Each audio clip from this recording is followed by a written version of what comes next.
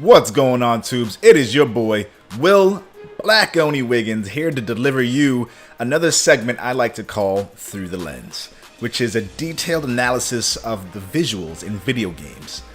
On this episode, I'm delighted to bring you guys Horizon Zero Dawn. If you haven't already played this game or know that much about it, don't worry, we're not going to talk about spoilers here. We're only going to delve into what makes this game a visual masterpiece. It also goes without saying that I was hugely impressed by this game, and I consider it one of my favorite games of all time. If you feel that same way, feel free to sound off in the comment section down below. Anyway, without further ado, let's get right into the action. Black Oni. It's clear at first glance that Horizon Zero Dawn's concept is a culmination of melding old and new, both from an overall design theme to its narrative philosophy. The entire package pays homage to both nature and man-made constructs by combining tribal, primitive structures in old remnants of the days before large futuristic structures. Looking at the combination of the game's environment and character and creature design, it's clear to me that they've succeeded in conveying a sense of primitivity, despite the fact that robotic animals roam the world and the people of this world are literally surrounded by technology. It's convenient then that the game also explains why this is, as you uncover secrets about what went down. Don't worry, there are no spoilers here. Trying to blend so many elements, including cultural references, could have easily been disjointed, but they took care and time to be very mindful of that. Speaking in terms of character designs, as previously mentioned, Horizon Zero Dawn adopts a design philosophy that combines concepts of old and new, highly technological influences, and primitive design languages. The most immediate examples of this are in the armors, weapons, and enemies you face off against. Aloy's first bow, the Karja bow, combines natural and synthetic elements to create a beautiful hybrid that essentially encapsulates the aforementioned design philosophy. It brings these worlds together and explains how people living on Earth essentially treat the machines as animals by combining wood as the base, parts from fallen mechs as the arms, and bird feathers as decoration. Speaking in terms of the armor characters adorned, many characters in the game wear elaborate decorative armor that once again pulls in elements of traditional high-tech elements with cloth, leather, and fallen machine parts.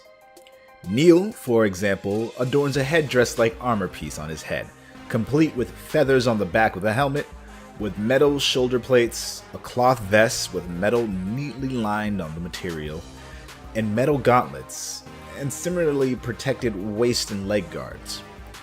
His aesthetic also follows somewhat of a Ronin, phoenix-like appearance that gives the character more of a lone warrior, fire-headed aesthetic. Other characters like Uthid adorn thick leather armor and metal plating around his frame with emblems and sigils representing his elite general status amongst the Shadow Karja. His aesthetic more closely blends a sort of traditional samurai Romanesque aesthetic, taking elements from the helmet toward the back and sides of the front. My favorite armor, however, is the Karja Blazon heavy armor, or Blazon? I was surprised that there were so many samurai-style designs in the game, considering the default Nora armor and the best armor in the game, the Shield Weaver armor, have strong ties to Native American designs. The Karja Blazon armor really catches my attention because of the striking resemblances to both a modern samurai take and a phoenix. I love the beautiful mixture between heavy decorational patterned cloth, leather, and armor wrapped around her frame and complementing the natural shapes and curves on the character so well. I love the scarf and the rope belt and the cloth sash on her right side, as well as the phoenix head headdress paired with interesting placement of armor and exposed skin, with her elbows, hands, and belly still visible despite the fact that she's wearing armor. It may not be the most protective in those particular places, but visually, the contrast creates an effect that I really appreciate. This speaks directly to my aesthetic, as I tend to prefer slimness that allows for flexibility and freedom of movement, while also having a sense of elegance through drapery that ebbs and flows with the wind. You'll notice in some of my very own designs, I adopt those same principles. Additionally, and of course, one of the most standout aspects of the game has been the existence of mechanized creatures and their role in the story. We won't go into details as to why these mechanized creatures exist, but I can at the very least say that the visuals alone create surreal imagery, especially when you consider how lifelike these robotic creatures are. They move and oftentimes function just like their organic counterparts, complete with their own method of biomass consumption. Seeing each individual metal part on a towering thunderjaw with its interlocking neck and multi-segmented tail is breathtaking, especially when you combine that with a lush and sprawling landscape that these mechanized beasts contrast with so elegantly. Speaking of these sprawling landscapes, we could talk a little bit about the environments.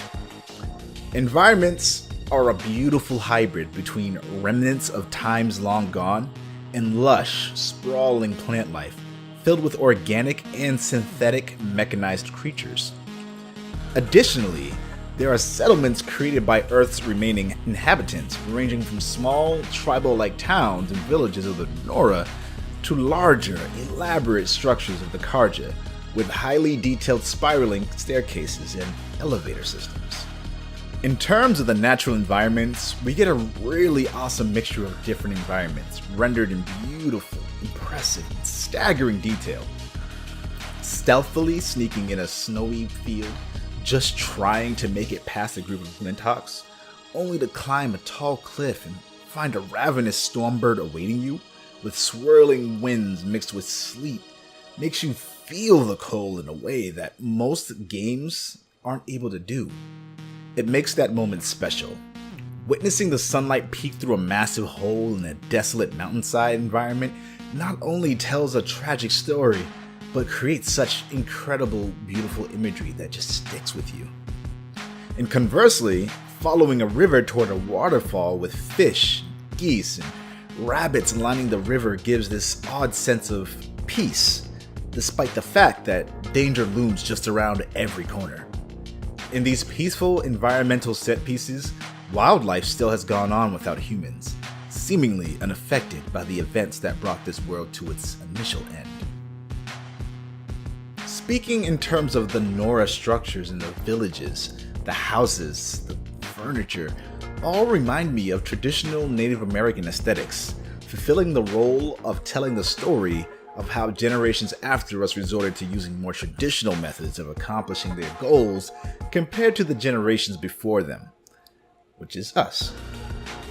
I love the lodge-style feel to the buildings and the ominous interior of the Nora Temple that holds the deep secrets about humanity's fall.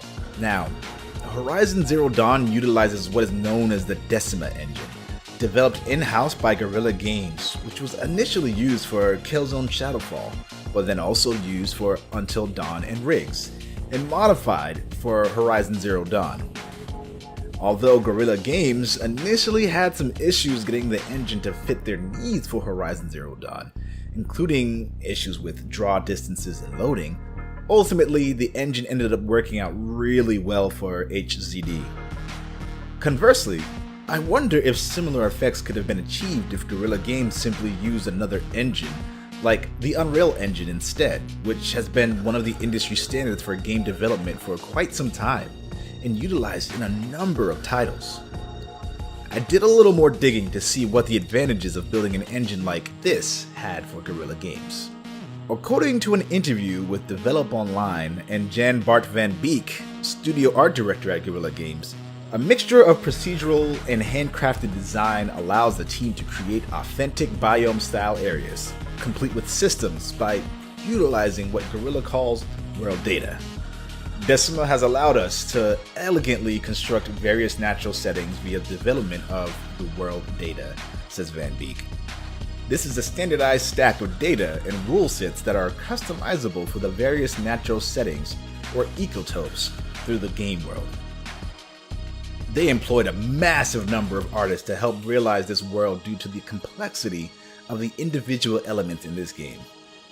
There were roughly 10 different roles specifically for character artists, ranging from concept artists, facial animators, technical animators, texture artists, and more. Including the environmental and robotic artists, there were likely around 200 internal and external artists working together on Horizon Zero Dawn, which is staggering, yet unsurprising, considering the visual complexity Horizon Zero Dawn embraced. Incidentally enough, the man who inspired me to be an artist, Hideo Kojima, is also working in conjunction with Guerrilla Games on utilizing the Decima engine for his own upcoming project, Death Stranding, which I'm incredibly excited to learn more about, and I'm very much looking forward to doing a Through the Lens tour. Now, here's a little time for us to play around and start working on some hypothetical situations. If I had to have it be just perfect for me, there are a few things I'd change from a visual standpoint. Many of these elements, admittedly, cater to a very specific aesthetic that I enjoy more so than anything else. But some of these ideas, I feel, may fundamentally enhance the experience. Firstly, I'd love to see Aloy wield a katana to go alongside Aloy's more samurai-like armors. It's very clear that the armors and costumes in Horizon Zero Dawn adopt aesthetics from several cultures, and the Native American tribe of the Nora Brave armor completely complements her bow and staff. Taking it a step farther, with different melee abilities, specifically a katana, complete with new animations, could add some much needed depth to the melee combat. The second element I would change would be the Shield Weaver armor. The thing is, I've got no issues with how it is now. Functionally, it's incredibly useful, and visually, it looks amazing, playing with the old and new dichotomy. However, I'd like to see an option to fuse that with other armors, like my personal favorite, the Karja Blazon armor. Lastly, I'd push true 4K and 60 frames per second, if I'm getting ambitious here. Honestly, I'm incredibly satisfied with this game's visual performance, both technically and stylistically, so this is just icing on the cake. And there you have it. Horizon Zero Dawn is an absolute visual masterpiece. There are very few games that can even come close to the level of detail in this game, and since we're specifically only talking and analyzing the visuals here, I won't go into detail about everything else that makes this game special. But for that very reason, I hold this game to an extremely high standard, a golden standard at that. But what about you? What do you think? Do you agree with many of the points I've made? Have I taught you something new about the game that you maybe didn't know about? Sound off in the comments down below, and I'm so excited to bring you guys more content just like this. Keep your eyes peeled. There will be many more. Thank you for your time, and as always, I'll catch you on the next one. Game on. Black Oni out.